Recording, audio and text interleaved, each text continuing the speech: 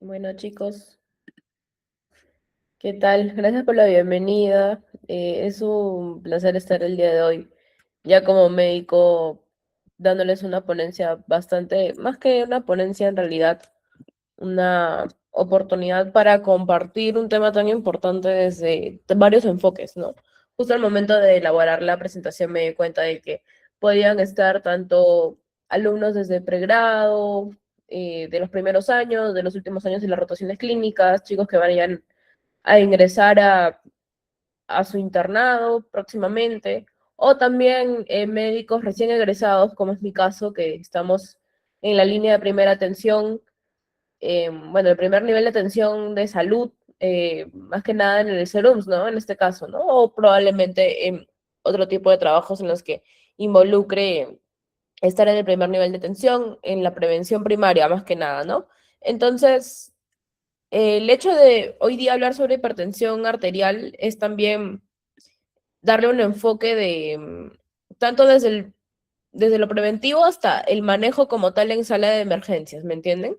Entonces, voy a tratar de hacerlo un poco más dinámico. También si pueden prenderse un micro por ratos, preguntar lo que ustedes quieran, pueden hacerlo, siéntanse libres de hacerlo. Y bueno, a ver, voy a compartirles la presentación para que podamos iniciar con las primeras preguntas. A ver, no, a ver.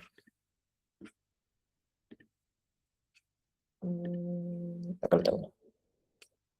Listo. Pues, ¿me confirman si ven mi pantalla, por favor?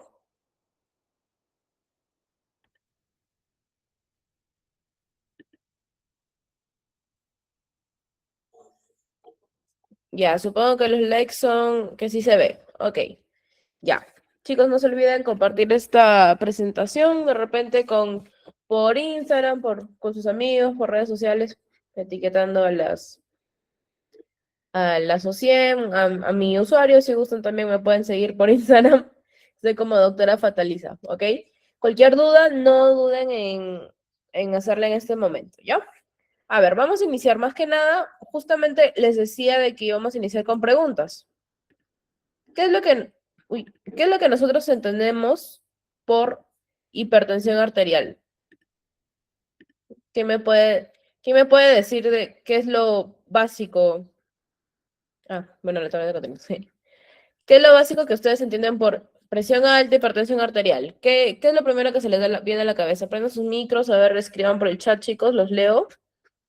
Esto es bien dinámico, así que por favor, espero sus ideas. Pueden venir un montón de ideas, ¿no? Cualquier idea no es errónea.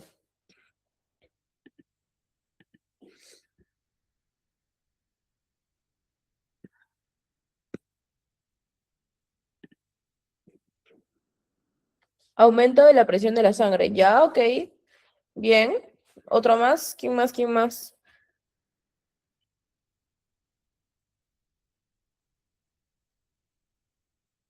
Uy, sí se ve, ¿no?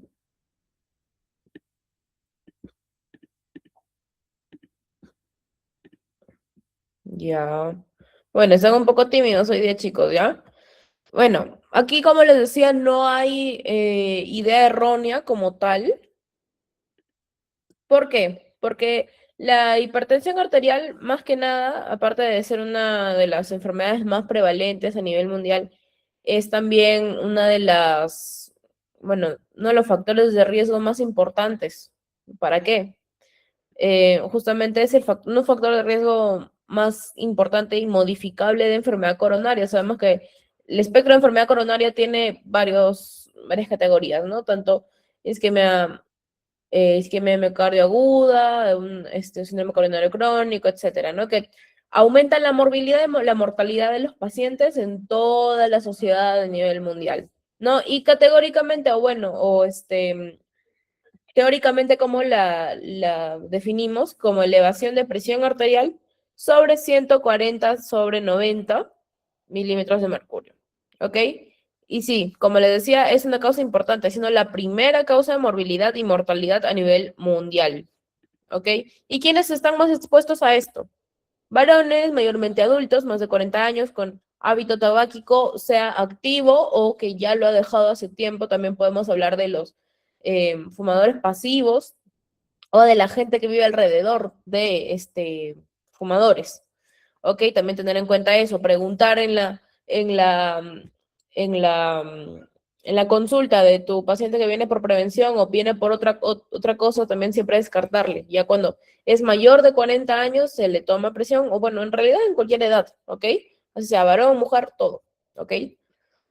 Preguntar los hábitos de alcohol, tabaco, historial familiar, si es que ha tenido familia más que nada de primera línea, claro, de primera línea se dice, ¿no? De padres, madres que han fallecido de un infarto agudo de miocardio, de una enfermedad, bueno, de un momento a otro súbitamente, también es importante registrarlo. Antecedentes personales de diabetes y de enfermedades cardiovasculares también.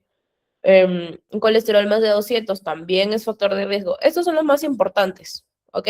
Y quiero que se lleven a casa el día de hoy, que siempre van a tenerlos en cuenta dentro de su anamnesis, ¿ok? Eso sí, muchos más, pero esos son los más importantes, ¿ya?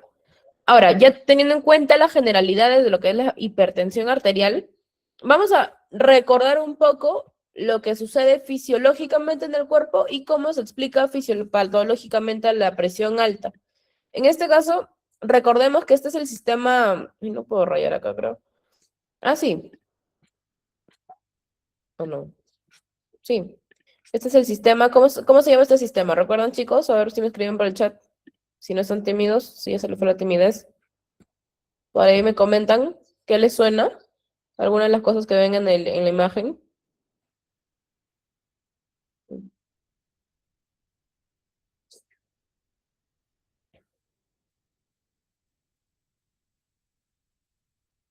Chicos, Sistema renina-angiotensina-aldosterona. eso, ya, listo. Ese es el sistema renina-angiotensina-aldosterona. Un pajarito se está chocando en mi ventana ahorita. Cositas del cerebro. Ya, el sistema renina-angiotensina-aldosterona que funciona fisiológicamente para elevar o regular la presión arterial por su cuenta. Pero ¿qué pasa cuando hay una alteración a este nivel? Por ejemplo, sucede que normalmente funciona que hay un estímulo de disminución de presión arterial, entonces el riñón lo capta como que está recibiendo poca perfusión renal. Entonces empieza a liberar la renina convierte angiotensinógeno a angiotensina 1 a 2 por la ECA, y hace todo el mecanismo por el cual sube la PA, o bueno, no la sube como tal, como una hipertensión, pero la lleva a su nivel adecuado, ¿no? Un 120/80 o menos. Pero ¿qué sucede en la hipertensión arterial esencial, más que nada? Sucede que es un círculo vicioso, ¿no? De que el riñón capta de que hay hipoperfusión, pero en realidad el paciente ya es hipertenso y hay una buena perfusión, ¿no? Pero en el cuerpo se capta de que no, entonces aumenta esa cascada, renina, angiotensina 1, angiotensina 2, liberación de aldosterona, DH, reabsorción de líquidos, aumento de la volemia, aumento del volumen sistólico, aumento de gasto cardíaco, aumento de PA. Para no marearlos tanto, porque no les voy a explicar uno por uno por uno, porque esto es algo que ya deberíamos saber a esta altura, ¿no? En, todo esto se da porque, bueno, está fisiológicamente explicado, ¿no?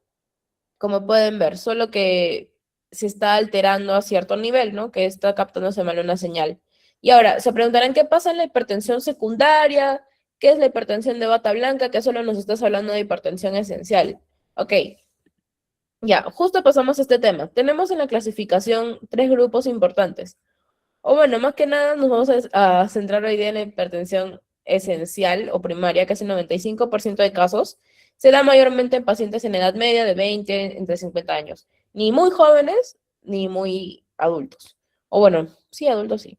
No, ni muy ancianos, por así decirlo. ¿Ok? Podemos encontrar en este grupo historial de antecedentes familiares. No hay casos, bueno, no hay características que coincidan con lo que es la hipertensión secundaria, que ya vamos a ver más adelante, que son varios casitos importantes.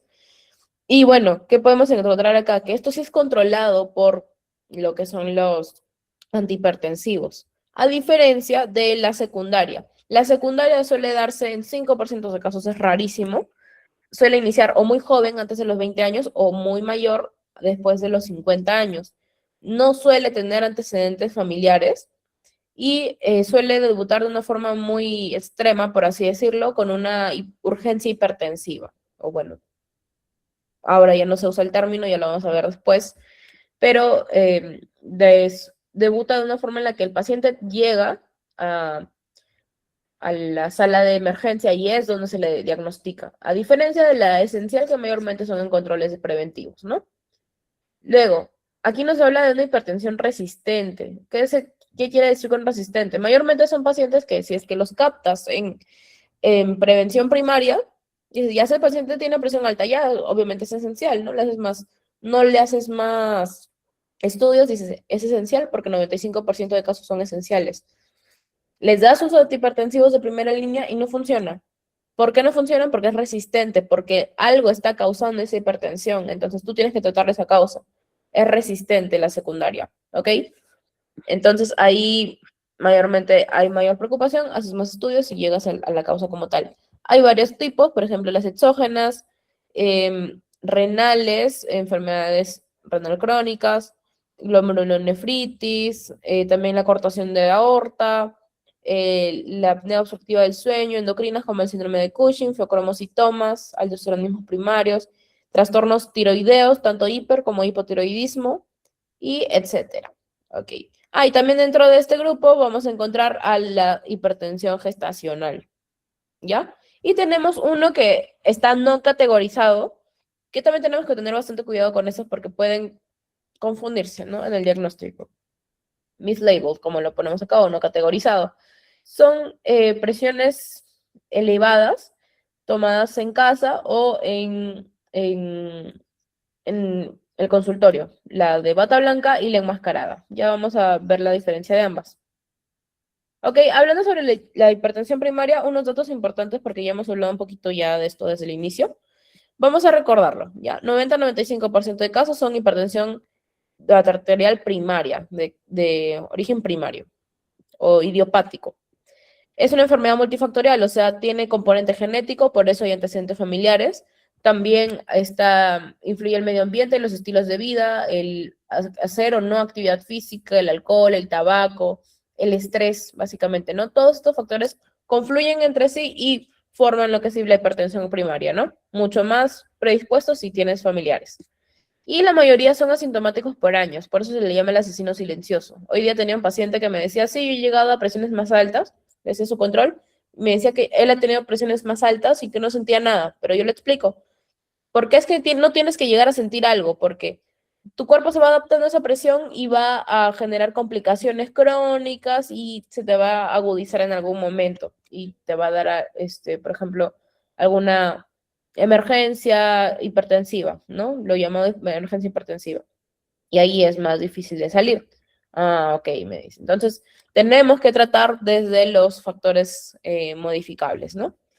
Y eh, tratando o controlando adecuadamente la hipertensión primaria, se reduce significativamente la mortalidad cardiovascular y eventos mayores, justamente como le explicaba a este paciente, ¿ok? Entonces, ya teniendo un poco de nociones sobre la hipertensión primaria, ahora hablamos sobre la hipertensión secundaria, algo rápido. Este cuadro sí quiero que se lo lleven a casa porque es básico si es que están dando exámenes de salud, de NAM, también para la residencia seguro que sirve. Nos habla de las causas de hipertensión secundaria, que sí son el 5% de los casos, pero puede pasar, obviamente, ¿no? Por ejemplo, en enfermedad renal, que sería todo un círculo vicioso tal cual figurado en el ciclo del sistema de renina-angiotensina-aldosterona, vemos que es la causa secundaria más frecuente en una enfermedad renal. Acá encontramos un perfil renal alterado, aumento de creatinina, proteinuria, por ejemplo, ¿no? En hiperaldosteronismo primario, ¿qué vamos a encontrar en esto? Una hipocalemia. Es lo primero que vamos a pensar. Si vemos hipertensión con hipocalemia, pensamos en hiperaldosteronismo primario. Una apnea obstructiva del sueño, común en pacientes con obesidad, que te refieren que sufren de somnolencia o cuando duermen roncan muy fuerte, ¿ya? Una estenosis de arteria renal suele tener un inicio brusco con deterioro renal, ¿no? Deterioro renal de inicio brusco. Luego un feocromocitoma que más que nada da emergencias hipertensivas, son crisis hipertensivas paroxísticas, ¿no? Que va con una triada importante, la cefalea, las palpitaciones y diaforesis a causa del feocromocitoma. Y con el diagnóstico del feocromocitoma, o bueno, mediante las metanefrinas plasmáticas urinarias llegamos al diagnóstico, ¿no? Luego tenemos otras causas más, un poquito más comunes, quizás que ya hayan escuchado en su día a día, en sus rotaciones, el síndrome de Cushing, trastornos tiroideos, coartación de aorta, que esto, la coartación de aorta, pepa fija, es saber la PEA de ambos brazos y de las piernas. Si la PEA o la presión arterial de los brazos es mayor que la de las piernas, si hay un déficit entre ambos miembros, hay que tener en cuenta como diagnóstico de la coartación de la aorta. Y ahí, como estudio inicial, para descartarlo, tenemos que hacer un ecocardiograma o una angiotomografía. ¿Ok? Y también tenemos el uso de fármacos, sustancias como los AINES, corticoides, anticonceptivos orales o también cocaína o alcohol, ¿no? Esto obviamente lo sacamos con full historia clínica, relato clínico, ¿ya? Y ahora lo que estaba comentándoles, las otras, las que no están catalogadas, ¿no? O categorizadas. La hipertensión de bata blanca, que es un paciente que llega a tu consultorio y dices, ah, mira, tienes siempre la presión elevada cuando te la tomo yo, ojo, cuando te la tomas tú, pero nunca manifiesta síntomas, o nunca ha manifestado síntomas en casa, etcétera. En casa se la toma, no sé, su familiar, el de la botica, yo qué sé, y sale normal. Esto es porque básicamente como que le dan nervios estar en consultorio, en el hospital, ¿no? Hay gente que se estresa mucho estando en hospitales y es completamente comprensible, ¿ok?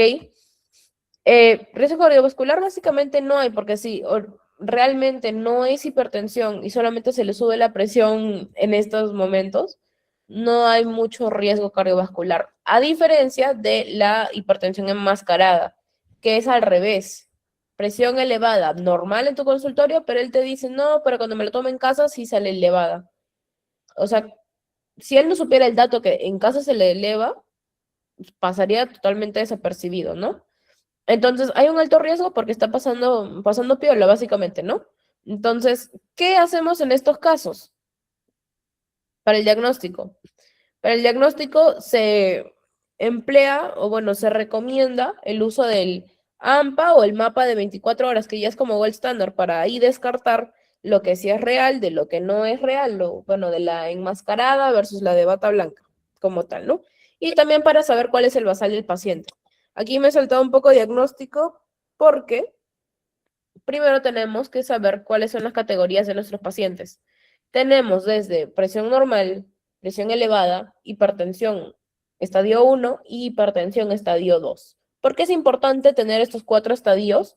Porque en base a esto vamos a tener objetivos terapéuticos, inicios de tratamiento y básicamente eso, ¿no?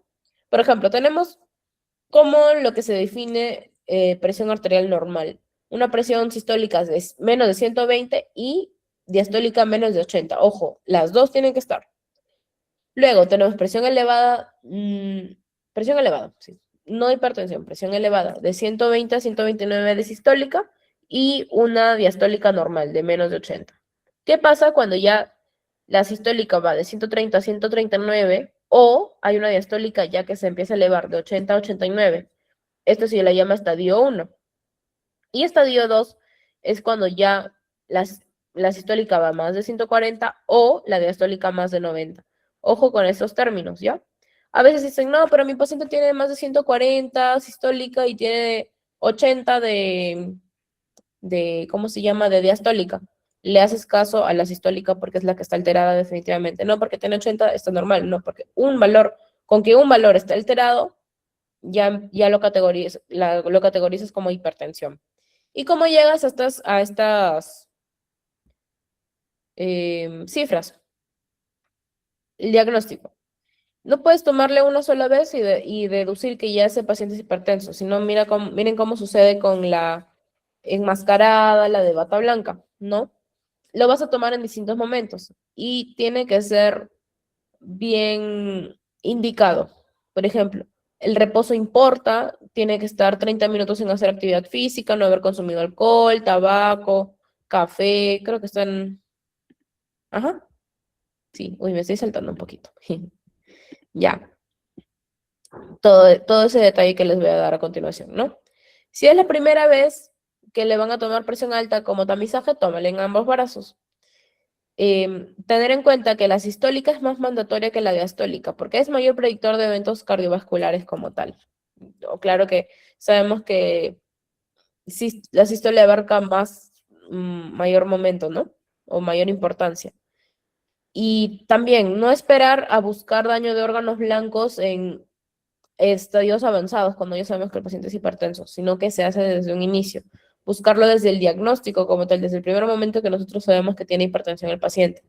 Entonces, buscas enfermedad renal crónica, retinopatías, proteinurias, daño renal, ACVs previos o causas secundarias. Ojo, no dejar de lado las causas secundarias porque es una posibilidad.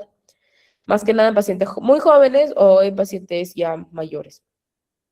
Y sí, como les comentaba, em, la AJA como tal, porque, bueno, esta presentación la he hecho en base a las guías AJA más recientes del 2025, sí recomiendan el uso de AMPA y de MAPA de las 24 horas como gold standard para monitorizar las cifras, cómo fluctúan durante el día, durante la noche, en casa, fuera de casa, como tal, ¿no?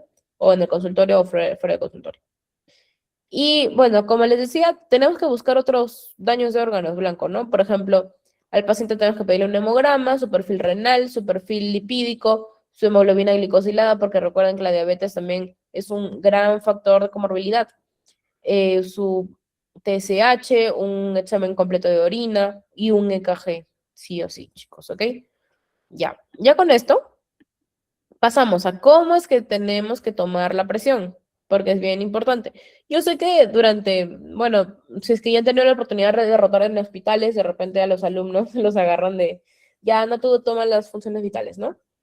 Les tomamos a los pacientes que están tomando su desayunito temprano, que se están despertando recién, que han venido del baño, que no han podido ir al baño, que están con la vejiga llena, que están echados, que están postrados, que están boca abajo. De todas las formas les hemos tomado la presión alta. Obviamente que son pacientes que les tenemos que hacer seguimiento diario. Bueno, por caso excepcional lo hacemos de esa forma, ¿no?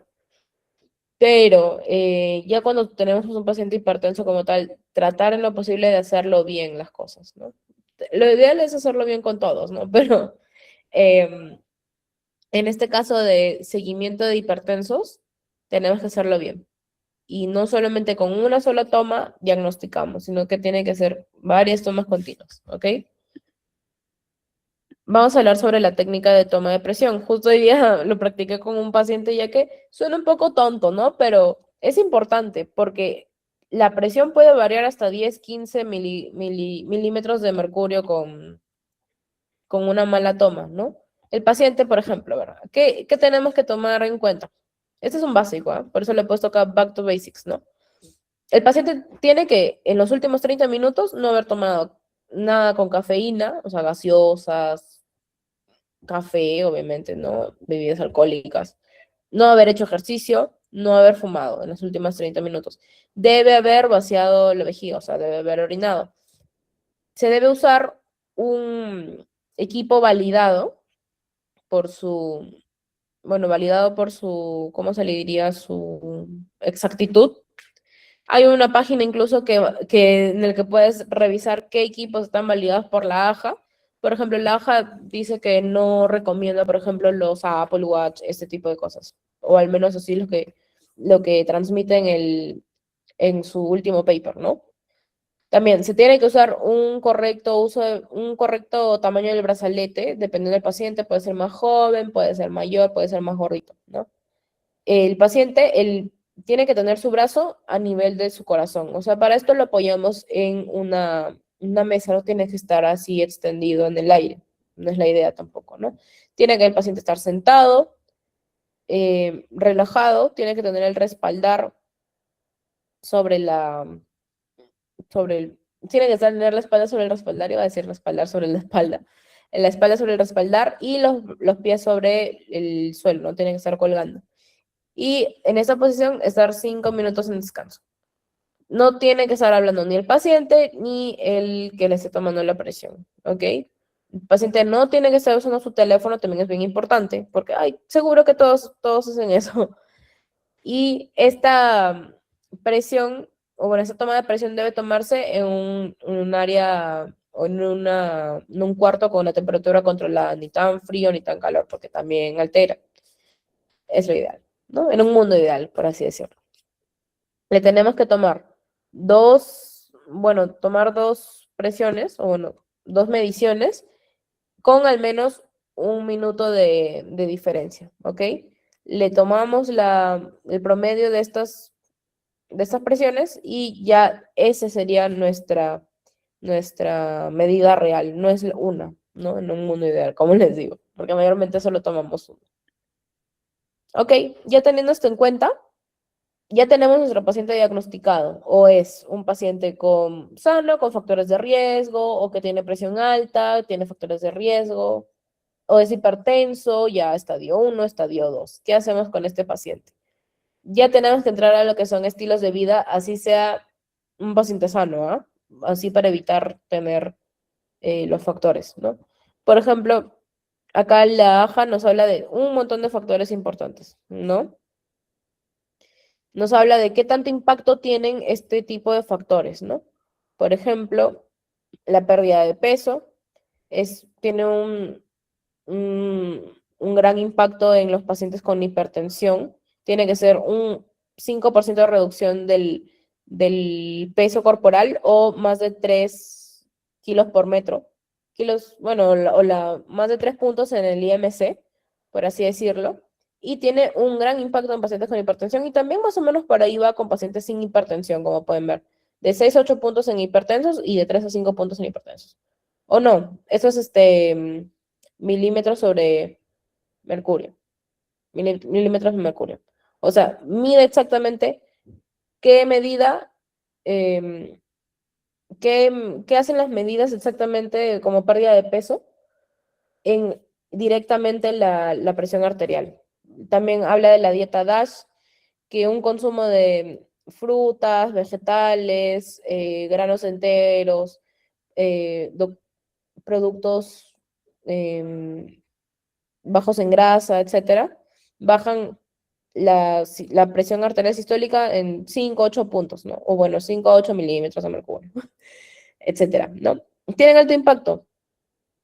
Acá, por ejemplo, también ejercicios de resistencia isométrica, 5 a 10 puntos de la sistólica. En realidad, todos estos juntos sería lo ideal, ¿no? También tenemos reducir el consumo de sodio. Lo ideal es menos de 2.300 miligramos por día, pero si se puede, menos de 1.500 sería lo ideal. Te baja 6 a 8 de la sistólica. Uso de ¿cómo se llamaría? Sustitutos de sal. Se puede usar sustitutos de sal, no en todos los pacientes, sí hay sus limitantes, pero es más que nada no por lo que te favorece usar estos sustitutos, sino como para reducir el consumo de sal, ¿no? Aumentar la ingesta de potasio, unos 3.500 a 5.000 miligramos al día, reducir el consumo de alcohol, el ejercicio tanto aeróbico, el de resistencia o el de los isométricos. Más se recomienda los isométricos, ¿no? Ok. Luego, la meditación también lo ponen como un factor importante como dentro de los modificadores de estilos de vida. Y también la respiración, miren, si ven acá, disminuir las respiraciones por minuto reducen 5 puntos la presión arterial sistólica. Ok.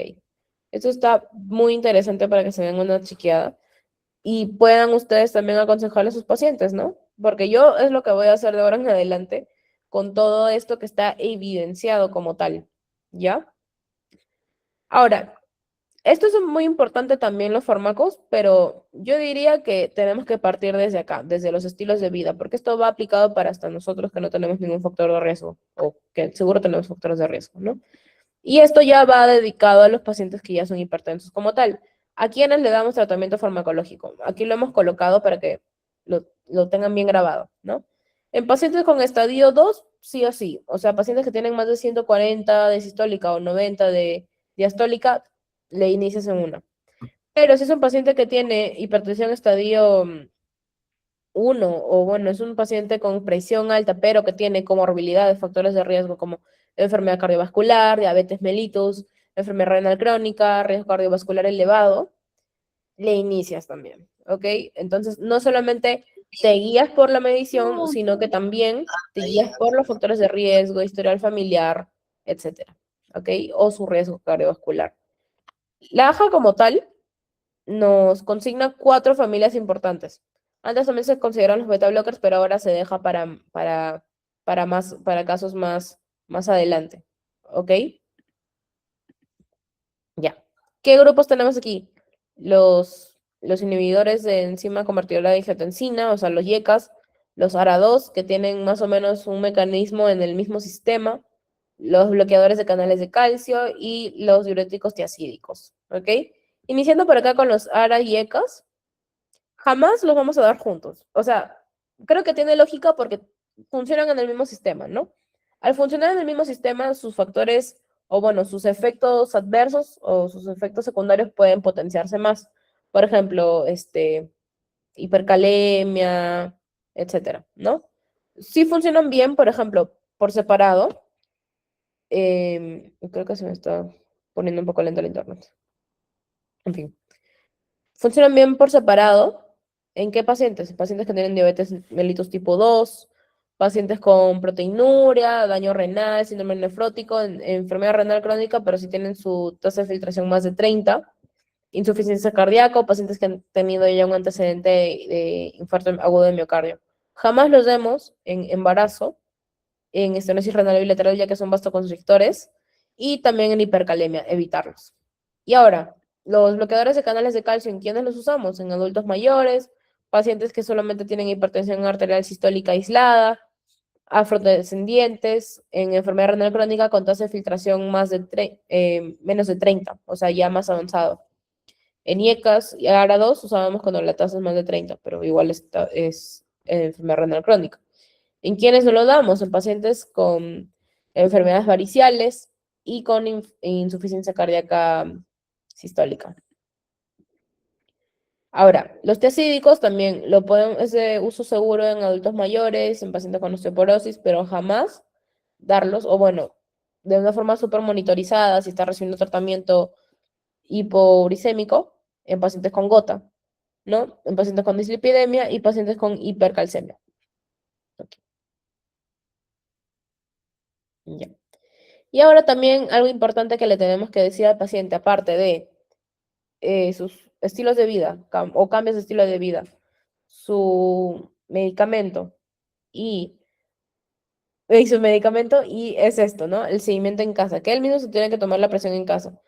La realidad de muchos es que no tienen para conseguirse uno de estos aparatos, pero si puede tomárselo en la botica o venir más seguido a tomársela, sería lo mejor, pero en casa sería lo ideal en realidad, ¿no? También las mismas indicaciones que les dimos que les brindé cuando tomábamos en el consultorio, ¿no? Relajado, tiene que haber orinado, tiene que tomárselo. Ah, eso sí, el paciente, si va a hacer un registro diario, tiene que tomarse 2 presiones o bueno, 2 mediciones con un minuto de separación en la mañana, luego 2 más em, antes de tomar su medicamento y de comer, y otras 2 antes de dormir, ¿ok? O sea, en total son 6 aprox, ¿no? Igual, esta presión se debe chequear al menos 3 días en la semana. Lo ideal es tomárselo todos los días, los 7 días, antes de ir al consultorio para el control, ¿no? Ok.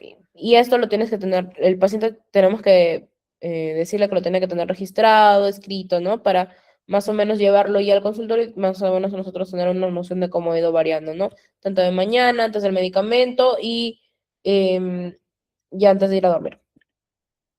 ¿Ok? Ahora, ¿qué tenemos que llegar o a qué queremos llegar con el paciente con su tratamiento? Eh, en resumen, esta tabla es básicamente que nuestro paciente tiene que tener menos de 130/80. Yo hoy día he tenido el mismo paciente que les digo, creo que hacía 140, 100, y yo, pucha, ¿qué está funcionando? ¿Qué no está funcionando con este paciente? Podría ser, podría ser, no le pregunté al paciente porque, bueno, voy 4 días en el serum, mala mía. No le pregunté al paciente desde cuándo tiene diagnóstico de presión alta, porque es un paciente de 75 años. Sí, probablemente sí tenga em, esencial, ¿no? Una hipertensión esencial, pero nunca está de más preguntarle otro factor que pueda hacernos pensar en una secundaria, ¿no? Porque dice que siempre hace presiones muy altas y ya recibe 3 tratamientos e incluso ya también tiene dislipidemia, ¿no? Y le van a iniciar atorvastatina ya estos días. Puede que le ayude a mejorar, ¿no? Pero igual también recién inició su triple terapia, ¿no? Entonces, igual me llamó la atención el 140, 110, ¿no? No sé si antes ha tenido más, pero la idea no es que esté en esas cifras, ¿no? Sino 130, 80. Si no, miren en esta tabla que dice, adultos con presión alta sin factores de riesgo, como nuestro paciente, debería tener 130/80 con sus medicamentos. Diabéticos también, 130/80. Enfermedad renal crónica, 130/80. Alto riesgo cardiovascular, en fin, todos deberían tener 130/80. Si es un adulto frágil, sí se individualiza el target o la meta como tal, ¿no? Ahora, esto es un poco sobre la prevención, lo que les hablé del tratamiento también va enlazado al tratamiento no farmacológico, ¿no? Aquí vemos, por ejemplo, los estilos de vida saludables, que son un pilar fundamental, la alimentación saludable con un patrón DASH o un mediterráneo en el que predominan las frutas, verduras, legumbres o los granos integrales y se reduce el sodio, se reducen alimentos ultraprocesados. Eh, bueno, como les dije, también la reducción de sodio, mantener un peso saludable, realizar actividad física, preferiblemente los isométricos, aeróbicos, limitar el alcohol. Acá nos habla exactamente cuántos tragos al día deberían consumir si es que los consume. El no fumar también, ¿no? Eso es en pacientes que supuestamente están sanos, ¿no? Pero esto se aplica a todos, ¿no? Al final del día. Manejar los factores de riesgo cardiovasculares con el control de la glicemia, del perfil lipídico, del colesterol, reducir el LDL como tal según el riesgo de los pacientes, manejar el estrés, que creo que en eso sí fallamos todos.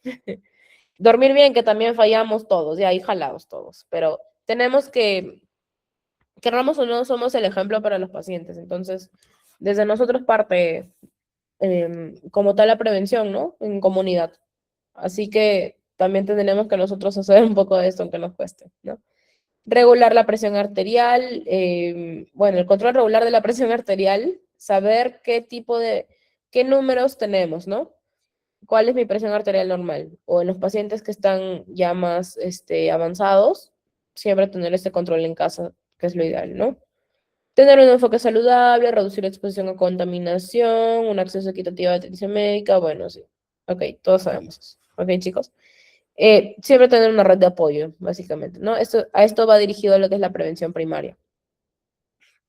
Luego, también tenemos que hablar sobre lo que son las emergencias hipertensivas, ¿ya? Ha cambiado un poco la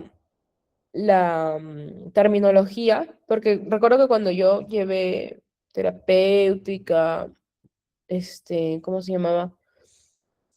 Pato uno fisiopatología, por así decirlo, me hablaban de emergencia hipertensiva o urgencia hipertensiva, no había más. Pero ahora se habla también de hipertensión severa. ¿Por qué? Hipertensión severa se supone que abarca estos dos espectros, tanto de emergencia y urgencia hipertensiva, ¿no? La hipertensión severa lo catalogan como presión más de 180 sobre 120, perdón chicos, 180/120 sin daño de órgano blanco. O sea, sería lo que se le llamaba antes urgencia hipertensiva, como lo vemos aquí. Urgencia hipertensiva, más de 180/120 sin daño agudo de órgano blanco. ¿Por qué se le llama hipertensión severa ahora? Porque dicen que antes, al usar el término urgencia, decían, tenemos que bajarle ya mismo la presión. Pero el paciente estaba tranquilo, solamente una presión elevada. Puedes todavía tener chance de bajarle un poco de a poquitos, ¿no? Por ejemplo. Y lo haces con tratamiento vía oral, no es necesario hacerlo con tratamiento endovenoso. a diferencia de una emergencia hipertensiva, que sí sigue manteniendo este nombre. La emergencia hipertensiva es la hipertensión severa, o sea, más de 180 sobre 120, con daño agudo de órgano blanco, en el cual sí tienes que tomar acciones rápido, bajar la presión arterial rápido, o bueno, dependiendo del caso de emergencia hipertensiva que sea, y hacerlo con medicamentos endovenosos, ¿ya? Entonces, ese es el cambio que he tenido ahora, pero siempre se le va a seguir llamando emergencia versus urgencia porque ya estamos acostumbrados a esto, ¿ok? Entonces, para no hacerlo tan difícil, hoy día voy a hablar entre emergencia y urgencia, ¿ya? Pero recuerden que urgencia hipertensiva es hipertensión severa, nada más. O sea, no hay daño de órgano blanco. Y emergencia hipertensiva es la hipertensión severa, pero con daño de órgano blanco, ¿no? Ok, ya. Este cuadro de acá está muy bueno, chicos. Quisiera que se lo lleven, pero también tengo uno que reúne más cositas sobre la emergencia hipertensiva que vamos a ver a continuación. ¿Ya? Estos son lo que les hablaba sobre el manejo diferenciado entre emergencia y urgencia. En emergencia es un paciente que mayormente va a ir a la emergencia y va a requerir hospitalización, monitoreo, UCI, ¿no? La urgencia hipertensiva lo podemos tener en tópico, en revisión, todo tranquilo, dándole este medicamento vía oral.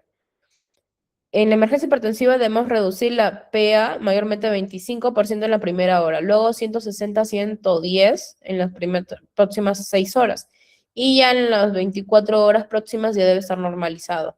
A diferencia de la urgencia hipertensiva, que es como que puedes tomarte un poco de chance, un poco de tiempo en bajar la presión. Puedes disminuir de forma gradual en 24 hasta 48 horas con tratamiento oral. No es necesario reducir más del 25% de forma brusca. ¿Ok? En la emergencia hipertensiva tenemos nuestros fármacos endovenosos de elección según la clínica y según el órgano afectado. Por ejemplo, tenemos el nitroprusiato de sodio, nicardipino, la betalol, esmolol, nitroglicerina, hidralazina, etc. Mientras que por urgencia hipertensiva vamos a utilizar lo que son los IECARA2 que hemos conversado antes, los calcioantagonistas, diuréticos, beta blockers, ¿no? Ok, ya. Ahora, ya hablando de emergencia y urgencia, vamos a hablar más de emergencia aquí. ¿Ok? O ver, esas son las complicaciones agudas, que serían las emergencias, y las complicaciones crónicas, porque también hay que recordar que hay complicaciones crónicas, que es de lo que tenemos que advertirles a nuestros pacientes, ¿no? La hipertensión ventricular izquierda, por ejemplo, asintomática, pero que al paciente le da disnea de esfuerzo, palpitaciones, y vamos a encontrar en el EKG lo del índice de Sokolov, ¿ok? En un ecocardiograma vamos a encontrar un aumento de la masa ventricular izquierda. Enfermedad cerebrovascular crónica con déficit neurológico residual, deterioro cognitivo, que a veces podemos confundirlo con demencia, Alzheimer, ¿no? Retinopatías hipertensivas, un paciente que ya lo podemos, em, a veces lo confundimos con lo que ya sería la presbicia. Enfermedad renal crónica, enfermedad arterial periférica, alteraciones oftalmológicas, insuficiencia cardíaca. Todo esto son crónicas. Así como también recuerdan que están las complicaciones agudas y crónicas, las microvasculares, las macrovasculares de la diabetes, porque también tenemos agudas y crónicas. Y en las agudas tenemos las urgencias y las emergencias. Aquí vamos a hablar, esto de acá básicamente son las emergencias. Iniciando por la encefalopatía hipertensiva. Esto, ¿cómo lo podemos diferenciar a diferencia de un ACV? Una encefalopatía hipertensiva da un poco de síntomas más tranquilos, por así decirlo. Cefalea intensa, paciente confuso, alteración del estado mental, con PA muy elevada, ¿no? Vamos a encontrar que el paciente tiene náuseas, vómitos y puede hasta convulsionar. Vamos a encontrar papiledema en fondo de ojo. Y bueno, la tomografía, una resonancia puede ser normal o puede tener edema vasogénico, muy poco probable. Más aquí es full clínica, ¿ok? ¿Y qué le damos a este paciente? Nicardipina, ¿ya? Luego tenemos el ACV, un ACV hemorrágico, un ACV isquémico. Aquí sí te que tener un poco más de cuidado, ¿no? Cuando hablamos de un ACV isquémico, tenemos que tener en cuenta si este paciente va a ir a trombólisis, a terapia de trombólisis. Si hubiera trombólisis, la PA no tiene que ser, la PA tiene que ir más o menos a 185 a 110, menos de esto. Pero si no va a ir a trombólisis, tenemos que todavía asegurar un poco de perfusión, entonces la presión tiene que estar un poco más alta, en 220, 120. En cambio, si es un ACV hemorrágico, la PA sistólica tiene que ir menos de 140. Si es un subaracnoideo, tiene que ser un poquito más, menos de 160. ¿Por qué estas diferencias en que no se tiene que bajar tan rápido la PA?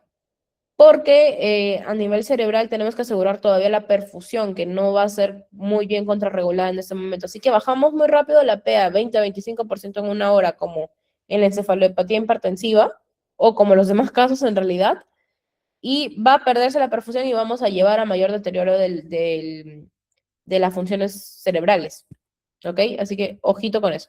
¿Y qué usamos? Preferiblemente nicardipino o la betalol. La nitroglicerina también tiene un target similar a lo que es la encefalopatía hipertensiva. De hecho, todas las emergencias hipertensivas tienen los mismos targets.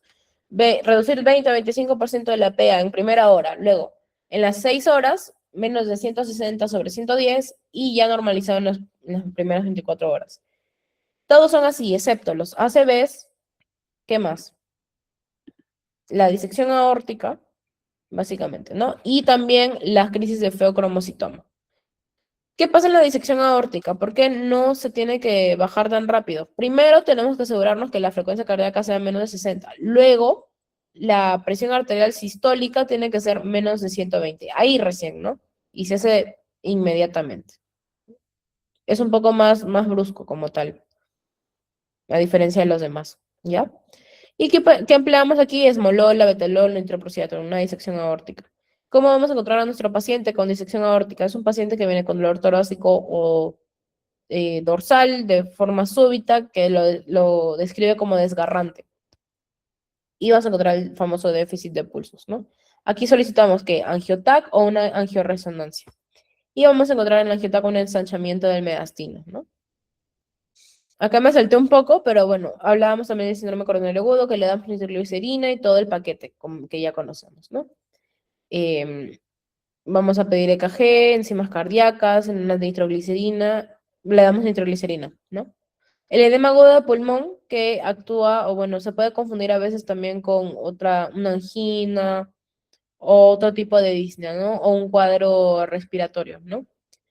¿Qué vamos a encontrar en ese paciente? Disnea súbita, con ortopnea, tos con espuma rosada, hipoxemia. Esto pasaba bastante en el internado. A veces no confundíamos, ¿no? Un edema con IMA, con neumonía, porque la neumonía da este patrón a veces, em, bueno, que suele ser unilateral, ¿no? Pero a veces puede dar bilateral, por ejemplo, decíamos, ¿no? No, pero al final era un edema agudo de pulmón, era un paciente hipertenso. Ya, así que tenemos que analizar bien la radiografía porque vamos a encontrar congestión pulmonar o también vamos a encontrar crepitantes, que ahí también se puede confundir con lo que es la neumonía. Y por eso tienen que desarrollar buen ojo clínico, buen ojo o oído clínico. Y también ser chismosos en la historia del paciente. ¿Ok?